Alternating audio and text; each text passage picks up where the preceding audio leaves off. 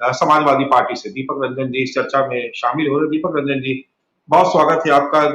चलिए हमारे दीपक रंजन जी के पास चलते हैं। दीपक रंजन जी, देखिए, दो बातें जो उमाशंकर जी ने कही उसमें उस पर मैं आपका जवाब जरूर चाहूंगा। एक तो ये कि अगर कोई आपका नेता या आपके सहयोगी लोकदल का कोई नेता या कार्यकर्ता अगर शामिल हो रहा है कांग्रेस में, तो आपको ऐतराज नहीं होना चाहिए, तो आपको बुरा नहीं लगना चाहिए। तो पहली बात, आपको बुरा तो बिल्कुल भी नहीं लग रहा होगा मेरे ख्याल से। देखिए देखिए मानस जी, दूसरा ये देखिए अहम बात, देश में बीजेपी से कांग्रेस लड़ सकती है, उत्तर प्रदेश में लड़ सकती है, तो बड़े भाई की भूमिका उन्होंने तय कर ली अपनी की वही आगे रहेंगे। देखिए मानस जी, आज मान्यवर काशीराम जी की पुण्यतिथि है। आप सभी को सादर नमन उनके पुण्यतिथि पर। और देखिए, आज से कांग्रेस पार्टी की दलित गौरव यात्रा शुरू हो रही, जिसके लिए इनको बहुत साधुवाद और बहुत सारी शुभकामनाएं। ये हम समझते हैं कि, और देखिए, आज जो भी शामिल हुआ ना कांग्रेस पार्टी में, वो कांग्रेस पार्टी में शामिल नहीं हुआ, वो इंडिया मोर्चे में शामिल हुआ। चाहे कोकब अमित साहब के साहबजादे शामिल हुए हों, चाहे तोमर जी शामिल हुए हों, चाहे इमरान मसूद साहब शामिल हुए हों। देखिए, इसमें छोटे बड़े भाई की बात ही नहीं, सब मिल करके भारतीय जनता पार्टी का जो कुशासन है, तो केंद्र में कुशासित सरकार चल रही है, जो उत्तर प्रदेश में कुशासित सरकार चल रही है, इससे मिल करके जो इंडिया मोर्चा बना है, हम सब लोग मिल करके उसमें उनको हराने का काम करेंगे। और हम लोग कतई परेशान नहीं, बल्कि हम लोग खुश हैं। चलिए, इंडिया मोर्चा में ये लोग शामिल हो रहे हैं, चाहे कोकब हमीद साहब के साहबजादे हों, चाहे इमरान मसूद साहब हो, चाहे तोमर जी हो। इन लोगों को नई पारी की शुरुआत करने के लिए बहुत ढेर सारी शुभकामनाएं और बधाई। और हम समझते हैं कि हम लोग सब लोग मिल करके एनडीए की कुनीतियों से और जनता को हम लोग जो है इनसे निजात दिलाएंगे। और जनता आज की तारीख में इंडिया मोर्चे की तरफ बड़ी आस और उम्मीद भरी नजरों से देख रही है मानस भाई। और देखिए, दलितों, शोषितों, वंचितों की आवाज सदैव समाजवादी पार्टी उठाती रही है, जिसके संदर्भ में पीडीए जो इंडिया की एक स्ट्रेटजी है, इंडिया मोर्चे की एक स्ट्रेटजी है, इसका जीता जागता उदाहरण अभी आपने घोसी बाई इलेक्शन में देखा होगा कि किस तरीके से पीडीए स्ट्रेटजी तो है, वो सवर्णों की आवाज बन करके पीडीए जो है, पीडीए उसके साथ चला है। और पीडीए में समाजवादी पार्टी के राष्ट्रीय अध्यक्ष या चाहे हमारे सिद्धे हमारे नेताजी हो, कल उनकी पहली पुण्यतिथि भी है, उनको भी सादर नमन। कल नेताजी ने शुरू से यही कहा, और शुरू से भी हम लोग को मानस भाई यही समझाने और सिखाने का काम किया कि दलितों, शोषितों, वंचितों की आवाज सदैव समाजवादी पार्टी उठाती रही है और आगे भी उठाती रहेगी। और उत्तर प्रदेश में आपने देखा होगा कि भारतीय जनता पार्टी से किसी का ए प्लान हो सकता है, किसी का बी प्लान हो सकता है, किसी का सी प्लान हो सकता है, लेकिन समाजवादी पार्टी का ए टू जेड सिर्फ एक ही प्लान है, भारतीय जनता पार्टी को उत्तर प्रदेश और इस देश से बेदखल करना, सत्ता से बेदखल करना, सत्ता से हटाना। क्योंकि जब भारतीय जनता पार्टी सत्ता से बेदखल होगी, उसके बाद ही जो है हिंदुस्तान में अमन चैन कायम होगा, लोग चैन की सांस लेंगे। तो हमें कोई दिक्कत नहीं, हम लोग तो बल्कि खुश हैं कि लोग इंडिया मोर्चे के परिवार में लोग शामिल हो रहे हैं। चाहे वो कुछ लोग समाजवादी पार्टी में भी शामिल होंगे, कुछ लोग हमारे आरएलडी में भी शामिल होंगे, कुछ लोग कांग्रेस पार्टी में शामिल होंगे, या इंडिया मोर्चे के जितने भी घटक दल हैं, सब लोग अभी देखिए चुनाव से पहले पहले अभी हमारे सहयोगी भाई कह रहे थे कांग्रेस पार्टी को, उमाशंकर पांडे जी, कि अभी लोकसभा के चुनाव से पहले पहले बहुत सारे लोग अभी ऐसे अन्य अन्य दलों से लोग आएंगे। कोई संजय निषाद जी की पार्टी से आज देखिए, जो हम लोग कास्ट सेंसस की बात कर रहे हैं, कास्ट सेंसस की बात देखिए मानस भाई, कास्ट सेंसस की बात समाजवादी पार्टी सदैव उठाती रही है, लेकिन भारतीय जनता पार्टी, हमारे दीपक बघेल भाई बैठे हुए हैं यहाँ पे, मैं इनसे पूछना चाहता हूं कि आखिर कास्ट सेंसस कराने से भारतीय जनता पार्टी पीछे क्यों हट रही? कास्ट सेंसस करा करके हम ये जैसे विजय भाई ने पिछली बार बताने का काम किया था कि उत्तर प्रदेश में कहने को तो ओबीसी जातियां हैं, लेकिन ओबीसी जातियों में भी 76 जातियां हैं, और 76 जातियों में हम लोग 10-5 जातियां ही जानते होंगे, लेकिन बहुत सी ऐसी जातियां ओबीसी में भी जो कहीं ना कहीं दबे कुचले हैं, कहीं ना कहीं वंचित हैं, कहीं ना कहीं शोषित हैं। अगर कास्ट सेंसस हो जाएगा तो उनकी एक्चुअल फिगर निकल करके आ जाएगी। और कास्ट सेंसस के साथ साथ इकोनॉमी एंड कास्ट सेंसस कराना चाहिए कि जिससे लोगों की आर्थिक स्थिति भी निकल करके बाहर आ जाए। और देखिए, बिहार की सरकार को मैं बधाई देता हूं कि किस तरीके से उन्होंने जातिगत सर्वे, क्योंकि जातिगत जनगणना वहां पे नहीं कह सकते उसको, क्योंकि जातिगत जनगणना जो है वो कराना केंद्र सरकार के अधिकार में आता है, लेकिन वहां पे उन्होंने जातिगत सर्वे कराया। और भारतीय जनता पार्टी के लोग उसको कह रहे हैं कि जातिगत सर्वे जो है ये आनंद फानंद में किया हुआ, जल्दबाजी में किया हुआ, सही नहीं। अरे तो आप सही करा लो, आप क्यों चुप बैठे हो? केंद्र में आपकी सरकार है, आपको जातिगत जनगणना करा लेनी चाहिए। जी मानस भाई। बीजेपी दीपक रंजन जी, जिस तरीके का विश्लेषण अभी आपने सुना विजय उपाध्याय जी का, तो ये तो आपको एक तरीके से सचेत करने वाला है कि आप क्या किस दिशा में रहे हैं, और कांग्रेस की जो आप मौजूदा समय में जो रणनीति देख रहे हैं, आपको नहीं लगता कि आपको उससे अलर्ट होने की जरूरत है, ना कि कोई जी मानस जी। डिप्लोमेटिक बयान अगर आप जारी करें तो उससे मुझे नहीं लगता कोई फायदा होने वाला है। देखिए मानस जी, ये दीपक बघेल जी बड़े सेंसिबल प्रवक्ता है। मैं बड़े अदब और सम्मान के साथ मैं इनसे कहना चाहता हूँ नहीं, कि दीपक मेरे बघेल जी की मोर्चे बात नहीं कर रहा हूं। मैं विजय उपाध्याय जी के उस मैं आऊंगा उस पे भी आऊंगा मानस भाई। मैं बड़े अदब और सम्मान से मैं दीपक भाई से कहना चाहता हूँ कि मेरे मोर्चे का नाम, हमारे मोर्चे का नाम इंडिया है। अगर आपको इंडिया कहने में कोई दिक्कत हो रही तो आप कुछ मत कहो। अगर मैं आपके गठबंधन को या आपके मोर्चे के नाम आप अगर पूरा मैं बोलिए ना पाखंडिया कहूँ, दीपक जी, दीपक जी मैं आप बोलिए मैं एंड डॉट ऐसे करके बोलिए आप, मैं भी आपको बोल बोल आई डॉट एंड बोलूंगा। अच्छा बोल, आप N dot D dot A dot बोलते हो क्या? पाखंडिया, हम पूरा बोलते हैं, हम आपको पूरा पाखंडिया, बोलते हैं घमंडी, हम पाखंडिया, आपको पूरा बोलते हैं, हम आपको पाखंडिया घमंडी बुरा लगा पूरा ना? बोलते हैं। बुरा लगा अरे ना हमें बिल्कुल पाखंडिया? बुरा नहीं लगा, हमें बिल्कुल पाखंडिया बुरा नहीं लगा ना? लगा, जनता समझती है। बुरा लगा ना? देखिए वो समझना है, वो नेशनल जनता को समझना नेशनल है। मेरे नेशनल लगने से नेशनल ना लगने से मुझे नेशनल कोई फर्क नहीं अरे पड़ता। जो अब बाहर शांत हो टीवी जाओ, के बाहर जो लोग बैठे अब शांत हो हैं जाओ, वो अब समझ। शांत। मैंने इतने अदब सम्मान से बात की, और अगर national dealer of Adani, NDA full form, और मैं बताऊं तो छोड़ दो इन बातों को, इन बातों को नहीं रखा। मैंने आपके गठबंधन को कुछ नहीं कहा था, लेकिन आप हमारे मोर्चे को, आप इंडिया कहने में आपको दिक्कत हो रही है। गजब हाल है बीजेपी वालों का भाई। और आप डेवलपमेंट की बात कर रहे थे उत्तर प्रदेश में, अरे आप लखनऊ का डेवलपमेंट एनडीए की और भारतीय जनता पार्टी की डबल इंजन की सरकार में बता दो। सिर्फ लखनऊ का आप डेवलपमेंट बता दो, मैं मान लूंगा कि नहीं बहुत डेवलपमेंट का काम हो रहा है। सिर्फ लखनऊ का कोई आप डेवलपमेंट का काम बता देना जो उत्तर प्रदेश की सरकार अपने संसाधन से कर रही है, सिर्फ लखनऊ में।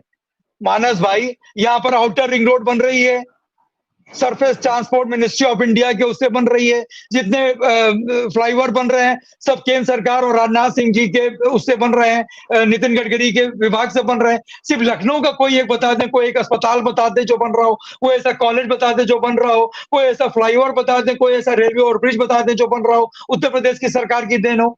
क्या डेवलपमेंट की बात करते हो आप लोग? देखिए लेकिन मानस दीपक भाई, रंजन जी, रंजन जी, लेकिन मैं विजय, आप मैं सवाल जो मैं है जो विजय, मूल मुद्दा था मैं उसको आप टाल के बहुत नहीं नहीं बहुत सफाई से मैंने मैंने सवाल आपसे नहीं नहीं मैंने विजय सुनिए उपाध्याय जी के सुनिए विश्लेषण को मानस पूछा भाई, था कांग्रेस मैंने को लेकर के, मैं लेकिन मानस भाई आप बीजेपी का हमलावर हो रहे हैं। मैं आप नहीं नहीं मैं उसको हमलावर इग्नोर पूरा कर रहे हैं, सवाल मैं को आप इग्नोर कर रहे हैं नहीं क्योंकि नहीं आप सहज नहीं है।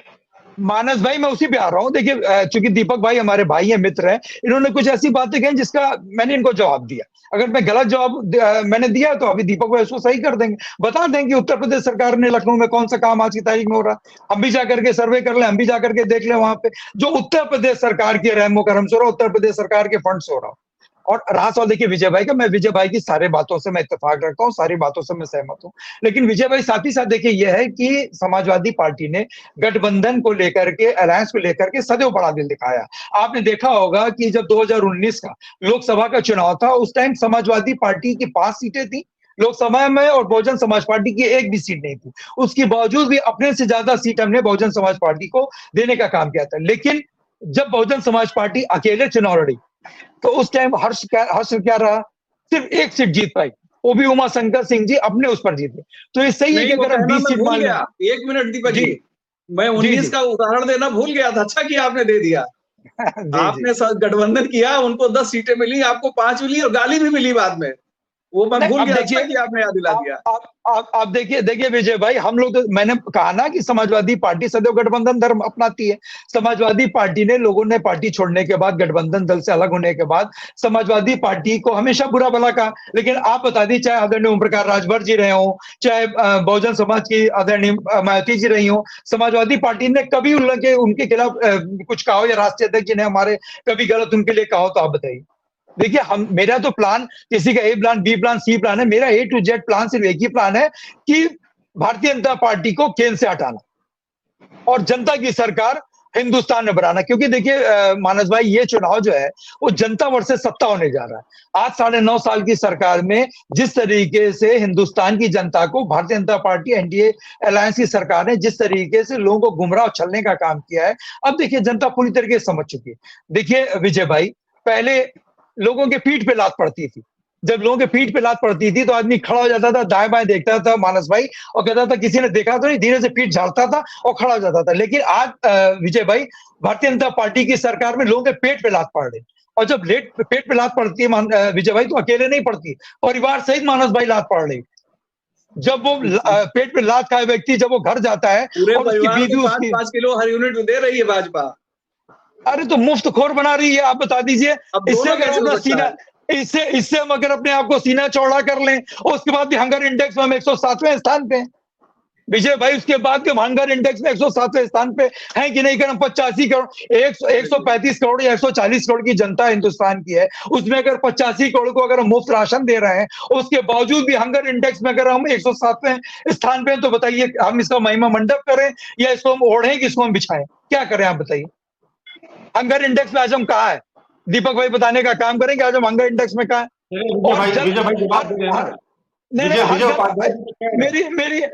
मेरी एक और बात आ जाए। हर घर हर नल जल देने की बात कर रहे हैं, कितने शौचालयों में नल इन्होंने दे दिया? शौचालय इन्होंने महिमा मंडप बहुत किया विजय भाई। हम आप मानस भाई, दीपक भाई, सब लोग एक साथ चले और ज्यादा दूर मत चलिए, अगल बगल क्षेत्रों में चलिए जहां शौचालय बने। कहीं वहां पर गोबर पाथे जा रहे हैं, कहीं वहां पर गुटखा बेचा जा रहा है, कहीं वहां पर और काम हो रहा है, लेकिन वहां पर आज तक शौचालय के लिए नल नहीं पहुंच पाया। क्या शौचालय में बिना नल उसमें जरूरी नहीं, जल उसमें जरूरी नहीं है शौचालय में? आप बताइए विजय भाई। ठीक है, आपने महिमा मंडप तो किया, खूब आपने प्रोपेगेंडा किया कि मैंने हर घर में शौचालय बना दिया। अरे घर आपने शौचालय बनाया, आपने नल पहुंचाने का काम, जल पहुंचाने का काम किया या नहीं किया? विजय भाई, तो हिंदुस्तान तो हम समझते हैं विश्व गुरु बन चुका है। मैं बता दूं एक बात दीपक भाई, आपको बता दूं कि जो कुपोषण वाली रिपोर्ट आती है, कुपोषण वाली रिपोर्ट बहुत इंपॉर्टेंट होती है।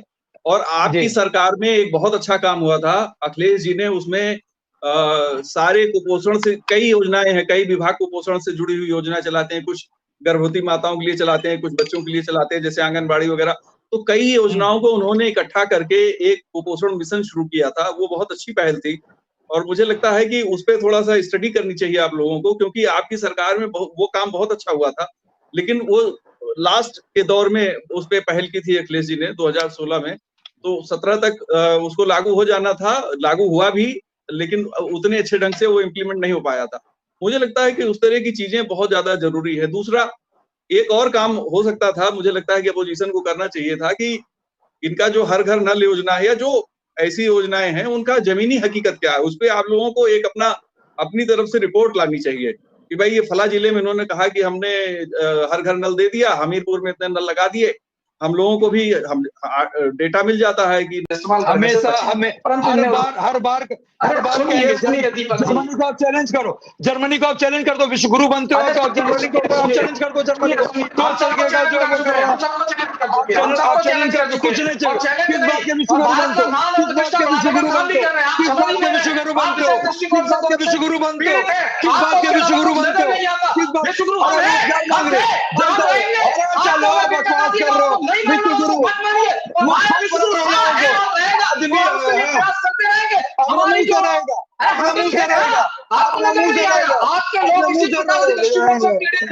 आप इस बात को समझिए, जनता रोजगार मांग रही है, जनता महंगाई भी काबू मांग रही है, रोजगार दे नहीं पा रहे, रोजगार क्यों नहीं दे पा रहे, रोजगार क्यों नहीं दे पा रहे, रोजगार क्यों नहीं दे पा रहे? नेपाल में पेट्रोल हमसे सस्ता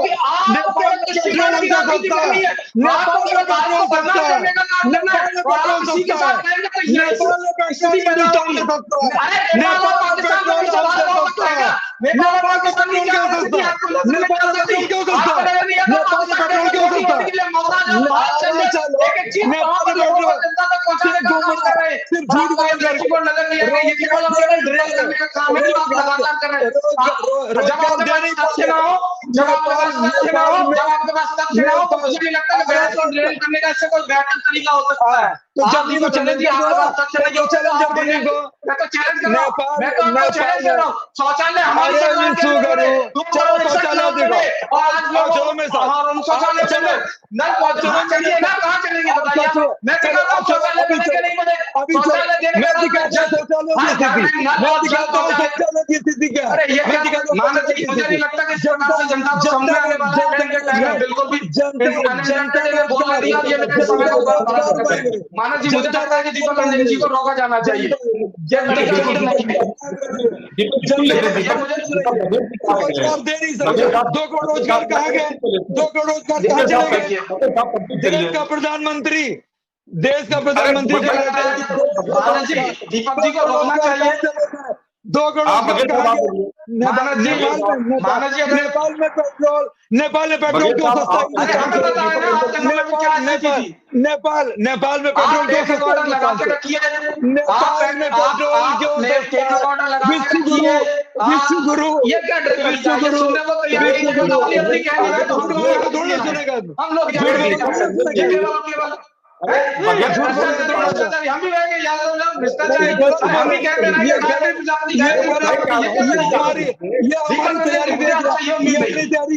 ये अपनी तैयारी करके बताए कि नेपाल में पेट्रोल क्यों सस्ता है? मुझे लगता है कि बघेल साहब आप बोलिए, बघेल साहब आप कंटिन्यू करिए। बघेल साहब ये भाषण दे रहे हैं, विश्व गुरु चाहे विश्व गुरु अरे ऐसा बोल ही नहीं पाते, क्या केवल ट्रेनिंग करने का काम करें।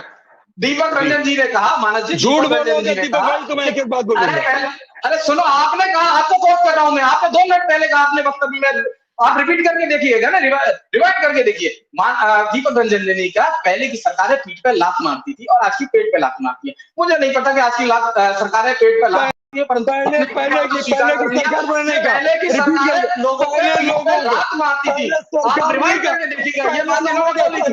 दूसरी बात इन्होंने बोली, भारतीय जनता पार्टी को हराना है और जनता की सरकार बनाना है। मैं कह रहा हूं, अरे सुनिए, झूठ बोलने में बर्दाश्त करूंगा, मानस झूठ बोलने में बर्दाश्त करूंगा, ये कौन सी बात है? अरे झूठ बोलने में बर्दाश्त सुन तो लीजिए, झूठों करके देखिएगा। अरे झूठे जनता देख रही है, आपकी चर्चा भी देख रही है, आपकी नीतियां भी देख चुकी है, आपकी नेतृत्व भी देख चुकी है, और जनता को क्या क्या दिखवाएंगे। एक्चुअली मैं किसी प्रकार का तो लक्ष्य नहीं बचा, इसलिए ये बहस नहीं करने देना चाहते, केवल राइट अच्छी में तकना चाहते हैं। गला साफ करने का मौका नहीं मिलता, आप जनता के बीच में जाइए भाई, फूट कर जाइए, आप बोलिए, तो जनता आपकी बात शायद सुन ले, आपको चाहे वोट मिल जाए, आप नहीं जा पा रहे, आप केवल बोलते हैं, चुनावी चुनावी मैडम बोलते हैं, आपको चुनाव आयोग की चीज है, चुनावट और आवाज करते आ रही है, कौन सी जनता की सरकार नहीं है, आज जनता की सरकार है, आज भारतीय जनता पार्टी की सरकार, भारतीय जनता पार्टी से नहीं है।